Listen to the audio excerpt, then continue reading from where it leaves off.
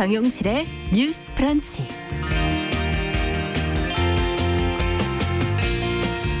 안녕하십니까, 정용실입니다. 기상 상황이 여전히 좋지가 않습니다. 어제 오늘 이 출퇴근길 도로 곳곳이 통제가 돼서 많이들 불편하셨고 또 불편하실 겁니다. 자연재해 속에서도 일상은 계속돼야 되죠. 그러기 위해서는 교통이나 안전을 위한 시스템도 잘 유지가 돼야 됩니다. 지켜야 할 원칙인 동시에 참 어려운 부분인데요. 일상은 물론이고 시스템 안에도 결국은 보호를 받아야 할 사람들이 있습니다. 자, 오늘도 빗길을 뚫고 생활 속으로 일터로 또 묵묵히 걸어 들어오신 분들, 시민의 안전과 또 직결된 곳곳의 시설을 관리하기 위해서, 보수하기 위해서 위험을 무릅쓰고 빗속으로 나선 분들에게 존경과 감사의 말을 전하겠습니다. 자, 8월 4일 화요일 정용실의 뉴스 브런치, 오늘도 여러분과 함께 실시간으로 비 피해 상황 그리고 또 교통 상황 서로 전해주시면 공유하고 살피면서 진행하도록 하겠습니다.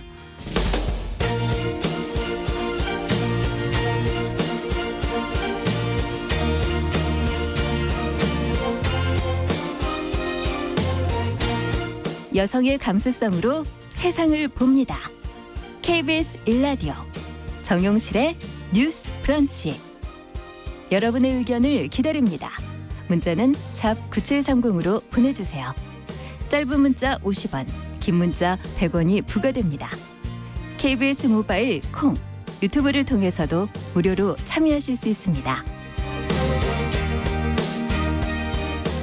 네, 정용실의 뉴스 브런치 항상 여러분들의 의견 귀담아 듣고 있습니다. 오늘 네잎클로버님 유튜브로 들어오셨는데 부산은 지금 폭염이라고 전해오셨네요. 날씨가 이렇게 크게 차이가 나나요? 예, 중부지방에는 계속 지금 비가 계속 이어지고 있는데 앞으로도 좀 계속 이어질 것 같아 걱정스럽습니다. 아카시즈님께서는 지금 비가 계속 온다는 소식을 전해오셨습니다. 주변의 비 피해 상황 그리고 또 함께 알아야 될 교통 상황이 있다면 언제든지 실시간으로 문자로 보내주시면 같이 나누도록 하겠습니다. 자, 뉴스픽 시작해보죠. 더공감 여성정치연구소의 송문희 박사님 안녕하세요. 네, 안녕하세요. 전혜연 의사평론가 안녕하십니까. 네, 안녕하세요. 자, 오늘 첫 번째 소식은 최숙현법으로 불리는 국민체육진흥법 일부 개정안. 이게 이제 어제 국회 법제사법위원회를 통과를 했는데 어떤 내용으로 통과가 됐는지도 좀 궁금하고요.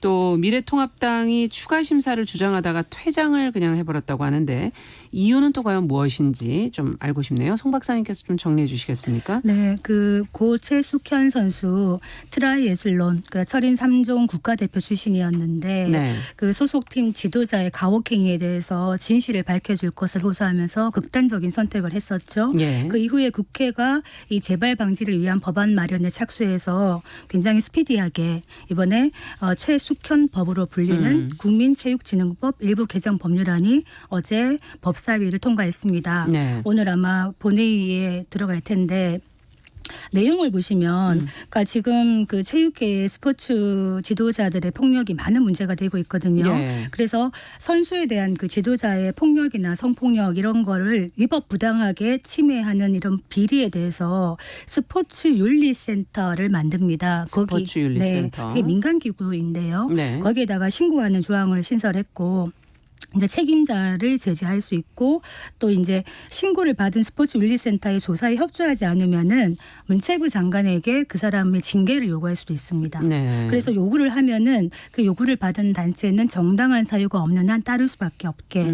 그리고 이제 사실 그 전에는 선수 관리를 하는 담당자들을 그 체육회에서 암암리에 그냥 아름아름으로 채용을 했었거든요. 근데 이제 앞으로는 종목 단체라든가 시도 체육회에 반드시 등록을 해야 됩니다. 네. 그래서 기존에는 이 사람이 어떤 사람인가요 했을 때 개인정보 보호라고 하면서 정보를 제출하지 않았지만 이제 그게 힘들어진다. 예. 그리고 지금 그 선수와 소속 기관의 장이 공정한 계약을 할 수 있도록 표준 계약서를 개발해서 보급하겠다. 예. 그래서 이 최숙현법이 아마 되면은 그 체육계에 있는 스포츠 비리에 대한 징계가 조금 더 활발하게 가능해지지 않겠나 싶은데 네. 문제는 이 법을 이제 의논하는 과정에서 민주당과 통합당의 설전이 어떤 대목에서 설전이 있었던 겁니까? 있었고 어떤 대목이냐면 네. 일단 통합당이 그 처음에 스포츠 윤리센터가 이제 그 진술을 진술서를 제출하는 이런 부분도 있었는데 예. 이 스포츠 윤리센터라는 게 민간 기구이기 때문에 그렇게 하지 말고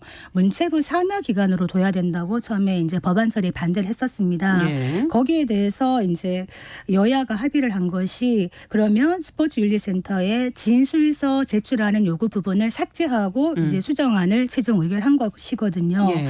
그 이후에 또 무슨 문제가 있냐면 문제는 소위 구성입니다. 소위. 여기서 소위라는 것은 소위원회죠. 네. 국회에 이제 상임위원회들이 있는데 상임위원회 밑에 소위원회들을 둘 수가 있습니다. 예. 조금 더 구체적이고 이제 깊은 심도 깊은 논의를 하는 곳인데 미통당에서는 여기 소위를 구성해서 더 논의를 하자고 했는데 민주당의 입장은 이미 각 상임위에서 충분히 논의를 했기 때문에 소위를 꾸리지 않아도 된다. 이렇게 해서 고성이 오가고 통합당은 퇴장을 하고 민주당은 법안을 홀로 상정을 했습니다. 네. 자, 아직 뭐 오늘 이제 본회의 처리 과정 남아 있다고 얘기를 해주셨는데, 이 지금 최숙현법의 내용 지금 정리해 주신 걸 어떻게들 두 분은 평가를 하시는지, 그리고 또 지금 통합당이랑 설전이 붙은 그 대목, 통합당이 주장하는 부분에 대한 의견도 두 분께 좀 여쭤보고 싶네요.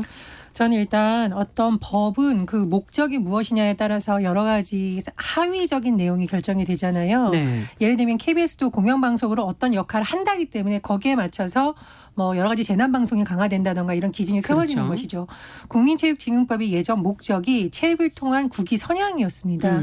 그러다 보니 선수들의 희생이라던가 지나치게 가혹한 훈련이 결국은 나라를 위한 것이라는 미명하에 흐지부지 되는 경우가 많았어요. 네. 그리고 심지어 우리가 보면 그것을 미화하는 경우도 있었습니다.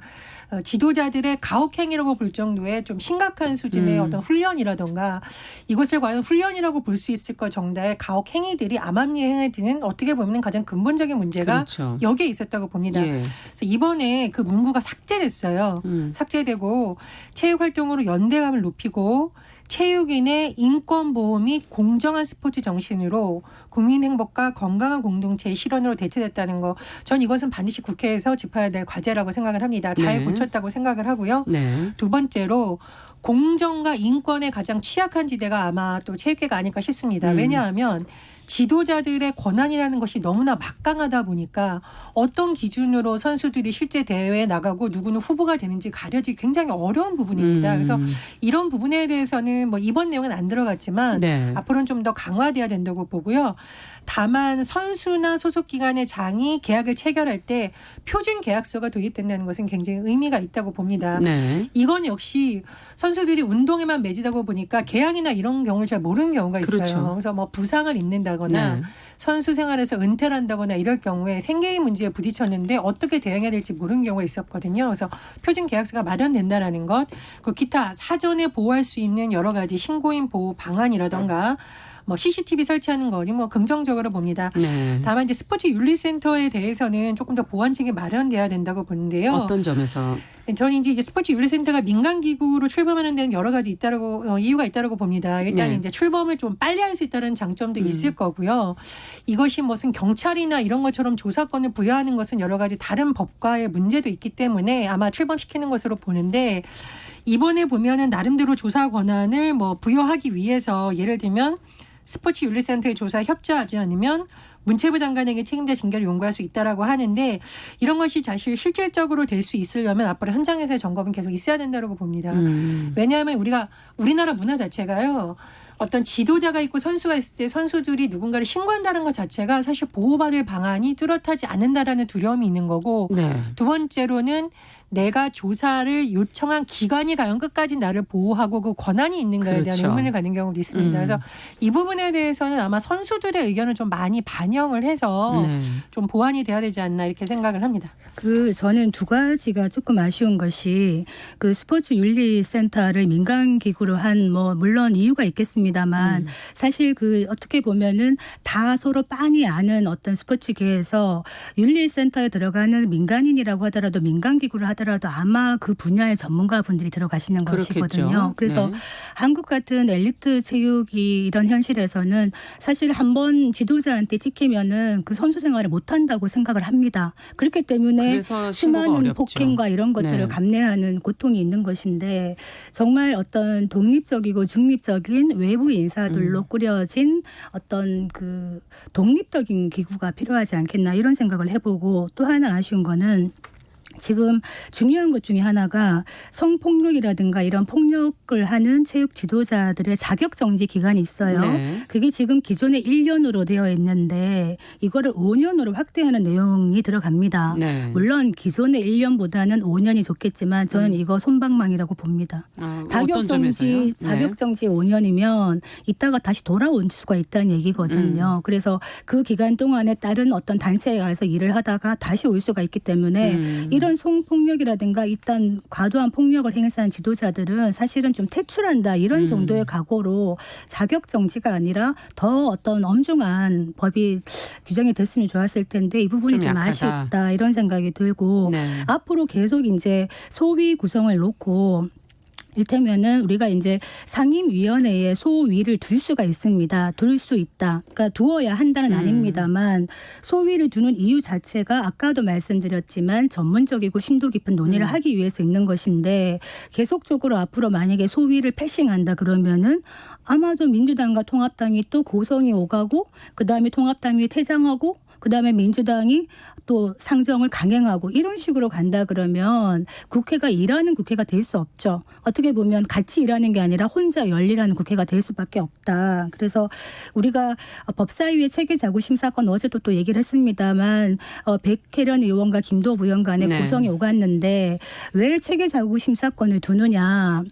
지금 현실에 맞느냐 이런 얘기도 하지만은 상임위원회는요 기본적으로 많은 그 소관 그 상임위원회 일들에 대해서 외부에 있는 이익단체들이 엄청나게 많은 이익관계가 있고 로비를 하는 곳이기 때문에 이해관계에 포획이 돼요. 네. 그렇기 때문에 이런 것들을 해결하기 위한 하나의 중립적인 또 장치로서 법제사법위원회가 체계자구심사건이라는 게 단순히 단어 하나를 굳히는 것이 아니라 이런 걸 조정하는 역할도 있기 때문에 이 부분이나 소위 부분은 조금 더 상설화하는 것, 그러니까 활성화시키는 것이 진짜 일하는 국회법의 네. 취지에 맞지 않겠나. 체계자구 심사권이라는 것에 대해서 조금 더 설명해 주시겠어요? 근데 체계자구 심사권에 예. 대해서 조금 오해의 소지가 있을 수 있어서 말씀을 드리는데 체계자구 심사권은요 이 법안에 대해서 토론하는 기능이 아닙니다.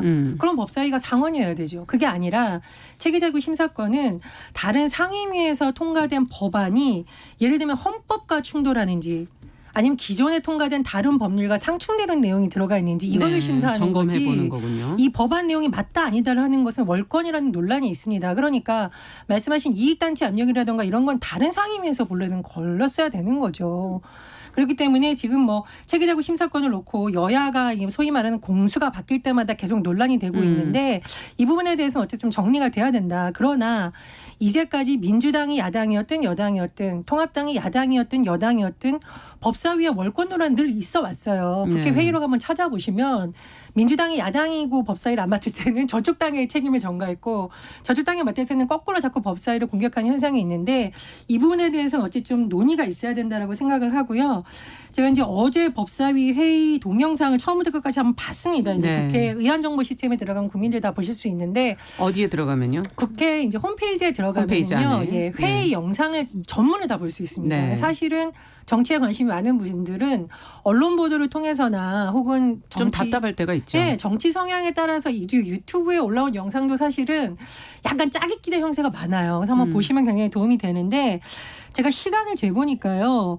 어제 법사위 시작되고서 한 50분 정도가 의사진행 발언이었어요. 네. 그러니까 한쪽에서는 독재라고 하고 한쪽에서는 발목 잡기라고 하는 시간이 50분이나 갔는데 국회가 가뜩이나 지각으로 늦게 문을 열었는데 더구나 법사위 역할이 중요한데 자꾸 이렇게 되는 부분에 대해서는 여야가 빨리 좀 마무리를 해야 되는 거고 네. 특히 어제 뭐 법사위원장도 지적을 했는데 이런 부분은 사실 회의가 시작된 것이 아니라 회의가 시작되기 전에 간사들 간의 합의가 돼야 됩니다. 그래서 네. 그런 부분에 대해서 여야의 노력이 더 필요하다 그렇게 생각을 하고요.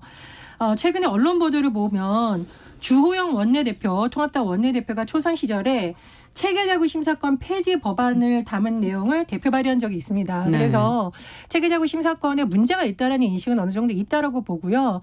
이게 여야의 유불리를 떠나서 효과적인 법 어떤 통과를 위해서는 반드시 한번 여야 간의 논의가 있어야 된다 이렇게 생각을 합니다. 그러니까 이제 그 체계자구 심사권에 대해서는 아마 지금은 별 논의가 더 없을 거예요. 왜냐하면 더불어민주당의 법제사법위원회의 상임위원장을 하고 있기 때문에 체계자구 심사권으로 발목을 걸 수는 없다. 네. 그렇기 때문에 별 문제는 없을 텐데 기본적으로 법사위가 기존에 상원 역할을 하면서 좀 권력을 행사했던 이런 부분들이 있기 때문에 발목 잡기는 더 이상 힘들지 않겠나 생각을 하는데 네. 문제는 이 지금 이번 같은 경우에 어제 같은 경우에도 상임위원회 전에도 소위가 꾸려지지 않았어요. 그러니까 전반적인 폭넓은 논의는 이루어지지 않았다는 거죠. 그것이 문제라는 것이고 그 전이든 후든 소위를 꾸려서 상설화가 돼야 된다. 왜냐하면 2019년 7월 17일에 일하는 국회법을 만들었습니다. 그 네. 내용 중에 가장 중요한 것 중에 하나가 소위원회를 만들어가지고 2개 이상씩 두고 매달 2번씩 이상은 개최를 하자는 거였어요. 그렇기 때문에 상임위원회 소속 소위원회를 활성화시키는 것은 앞으로도 중요하다. 미래통합당이 그동안 국회에서 뭐 발목 잡기 했던 이런 부분들도 있기 때문에 일을 많이 못했다 이런 얘기를 하고 있지만 지금은 21대 국회이기 때문에 새로운 국회에는 새로운 마음으로 서로 합심을 하는 게 중요하지 않겠나 이렇게 생각합니다. 네. 제가 통계를 좀 뭐 언론 보도나 해서 찾아봤는데요. 지난 국회 20대 국회에서 상임위를 통과를 이제 했는데 네. 법사위의 체계자구 심사에 막혀서 아예 본회의에 가지도 못하고 폐기된 법안이 91건이라고 합니다. 네. 그렇게 된 경우에는 사실은 상임위 상설화라는 항상 모든 의원들이 주장하는 것하고 정면으로 대치되는 거거든요. 결국은 어느 정당이 법사위에 주도권을 잡든 도중에 퇴장하든 네. 다른 상임의 역할을 무색하게 만든다는 거죠. 그래서 법사위가 너무 상원 노릇을 한다, 상전 노릇을 한다, 월권 행위를 한다라는 부분에 대해서는 여야 가릴 것 없이 이번 기회에 한번 좀 심도 깊게 논의를 해야 된다고 봅니다. 네. 어쨌든 여야 간의 좀 소통과 협의가 조금은 더 원활하게 돼야 되지 않나 하는 생각도 들고요. 자, 두 번째 뉴스로 좀 가보겠습니다. 대학병원 지금 전공의부터 해서 동네 의원의 의사들까지 지금 줄줄이 파업을 예고하면서 진료에 문제가 생기는 건 아니겠는가 하는 걱정들을 지금 하고 계세요. 어떤 상황인지 그러면 지금 이런 파업의 이유는 무엇인지를 정확하게 알아야 될 것 같거든요. 전혜연 평론가께서 좀 정리해 주시겠습니까? 예, 제가 이 사안을 세 가지로 한번 정리를 해보겠습니다. 예. 첫 번째로 최근 정부에서 발표한 정원 확대 방안입니다. 네. 의대 정원을 한 해 400명씩 추가 선발해서 10년에 걸쳐서 의사 수를 4,000명을 더 늘리겠다는 것이 정부의 방침인데요. 네. 그러니까 말 그대로 이럴 경우에는 의대 입학 정원이 계속 늘어나겠죠. 그렇겠죠. 그럼 이 추가로 늘어나는 의대 정원 중 300명을 지역에 있는 중증 의료분야 또는 필수 의료분야에 의무적으로 종사할 지역 의사로 육성한다던가 공공의대 신설, 지역 의사제 등을 활성화하겠다는 것이 정부의 계획입니다. 그런데 뭐 이 부분을 듣고 청취자분들이 좋다 나쁘다 판단하실 수 있는데 일단 대한전공의협의회와 의협은 여기에 대해서 반대 의사를 밝히고 있습니다. 그러니까 이유가 있지 않겠습니까? 예. 이쪽의 이유는 뭐냐? 어떤 제도를 변화시키지 않고 의사 수를 늘리면 또 다른 문제만 키운다. 예를 들면 과잉 진료를 해서 의사들이 수익을 올리기 위해서 한다던가 여러 가지 네. 문제가 제기될 수 있다라는 거고요. 이런 가운데 대한전공의협의회가 파업을 의결했습니다. 지금 내용을 보면 대전협의 경우에는 7일 오전 7시부터 8일 오전 7시까지 24시간 동안 한다라고 하는데 네. 이 전공의들이 굉장히 중요한 역할을 현장에서 많이 하거든요. 그렇죠. 그리고 또 문제는 뭐냐? 파업을 초기에 논의할 때는 뭐 응급실이라든가 중환자실, 수술실, 분만실 이런 쪽의 전공의는 파업 참여 대상에서 본래 제외되는 것이라는 전망이 네. 나왔는데 아주 다급한 곳이기 때문에 그렇습니다. 이 사람들도 이제 파업에 참여한다라는 것으로 참여한다. 알려지고 있습니다. 그리고 이제 대전협뿐만 아니라 대한의사협회도 총파업을 지금 한다라고 하는데 아마 네. 14일 정도로 예정이 되어 있어요. 의료계에서 이런 움직임이 일어나는 것이 지금 시기에 맞느냐라는 또 논란이 제기되고 있습니다. 정부의 방침을 보면 일단 정부에서는 대화를 통해서 합리적인 의견을 도출하자라고 하는데 아직까지는 뭐 뾰족한 안이 나오지 않고 있고요. 만약에 이번에 파업이 될 경우에는 2000년 의학분업, 2014년 원격 진료 및 영리병원 추진에 대해서 반대한 병원 파업에 의해서 세 번째 전공이 발의될 네. 예정입니다. 네. 자, 어떻게들 보시는지 의견을 좀 들어보고 싶네요. 그러니까 사실 지금 의대 정원 늘려가지고 의사 수 늘리는 거에 대해서 뭐 찬반이 나뉠 수가 있습니다. 그래서 저는 뭐 브리핑을 하셨기 때문에 간단하게 제 의견을 드리자면 이번 건 같은 경우에 정부의 정책에 저는 찬성한다 이렇게 말씀드리는 것이 사실 지금 뭐 의협에서 집단 파업을 하고 아까 중환자실 응급실도 빼겠다 이렇게 네. 얘기를 하고 있는데 그렇게 되면 안 되죠. 일단 아무리 파업을 하더라도 응급실이나 중환자실 같은 데는 돌아갈 수 있도록 하는 그렇죠. 것이 맞다. 일단 그 말씀 드리고요.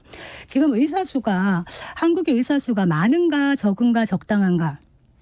어떤 분야에 따라 또 좀 다르지 않겠습니까? 일단 전체 의사 수를 네. 보시면요. 2019년 기준으로 했을 때 우리나라의 활동하고 있는 의사 수가 인구 1000명당 2.4명입니다. 2.4명. 이게 한의사를 포함한 것이에요. 네. 그래서 또 한의사와 의사들 간에 또 갈등이 많습니다만은 OECD 평균이 3.4명이에요. 아. 그렇다면 OECD 평균보다 한 65.7% 정도 된다는 거예요. 네. 그런데 문제는 앞으로 이제 점점 고령화가 되면서 의료에 대한 수요는 점점 늘어나는 것이고 그런데 문제는 지금 공공의료가 매우 취약하다 이런 네. 얘기를 합니다. 지금 코로나19 얘기하지만 서울과 수도권에 거의 다 쏠리다 보니까 막상 현장은 지방에서 코로나나 아니면은 중한 어떤 병 때문에 고통을 받으시는 분들이 서울이나 수도권으로 예약을 하려고 그러면 몇 달이나 걸려요. 그렇죠. 그렇기 때문에 지역에서 의료가 취약한 곳에 좋은 의사들이 많이 가서 적시의 환자들이 의료 서비스를 받을 수 있다면 중요한 건 아닌가 이런 생각이 들어서 의사 수를 늘리는 거에 대해서 뭐 의료의 질이 떨어진다 이런 얘기를 하는데 네. 비견한 예로 우리가 로스쿨 도입할 때 변호사 업계에서 엄청나게 반대했습니다. 그렇지만 지금 10년이 되어 가면서 느끼는 것이 뭐 전반적인 법률 서비스의 질이 그렇다고 떨어졌느냐. 오히려 변호사들이 굉장히 친절해졌습니다. 그전에는 조금 권위적이었던 이런 부분들이 있는데 네. 전반적으로 법률 서비스가 좋아졌고 법률 비용 우리가 변호사를 선임하는 비용도 문턱이 많이 낮아졌습니다. 전반적으로. 그렇기 때문에 수요자의 입장에서는 공급자가 많아지는 게 좋다. 네. 그래서 오히려 그 경실련의 보건의료위원장을 하고 계시는 김진현 교수는 어떤 말을 하냐면 지금도 굉장히 작기 때문에 단계적으로 3,400명 늘리는 게 아니라 한 번에 한 5,000명까지 늘려놓고 그다음에 감속하는 게 맞다. 그 정도로 지금 지역 급하다. 간 민간 공공부문 간의 격차가 심하다 이런 얘기를 하고 있기 때문에 저는 찬성하는 입장입니다. 그 분야로 가도록끔 이렇게 유도할 수 있는 방법이 있는 건가요? 지금 뭐 민간으로들 많이 가려고 하실 거고 그 부분도 좀 제도적인 보완도 좀 필요한 건 아닌가요? 지금 정부에서 나온 내용이 이제 공공의대를 신설하겠다. 예. 지역 의사제를 비롯한 별도의 제도를 통해서 아예 처음부터 공공의료 그렇죠. 쪽으로 이런 가는. 쪽으로 갈 수 있는 인력을 양성하겠다라는 계획입니다. 네. 그래서 저도 박사님하고 유사한 내용인데요. 일단 대한병원협회에서는 의대생 정원수를 찬성하고 있습니다. 네. 그러니까 모든 의료계는 아니고 사실 지금 이제 의사들을 중심으로 반대 여론이 나오는 건데 저는 대한병원협회에서 이런 입장을 낸 데는 다 이유가 있다고 생각을 하거든요. 지역에 가보면은요 병원에 있는데 의사를 못 구하는 분들이 많습니다. 그래서 어떤 현상이 일어나냐면 보건소에 왜 가끔 의학을 전공한 분들이 이제 뭐 군복무라든가 여러 가지 형태로 와 있는 경우인데 그렇죠.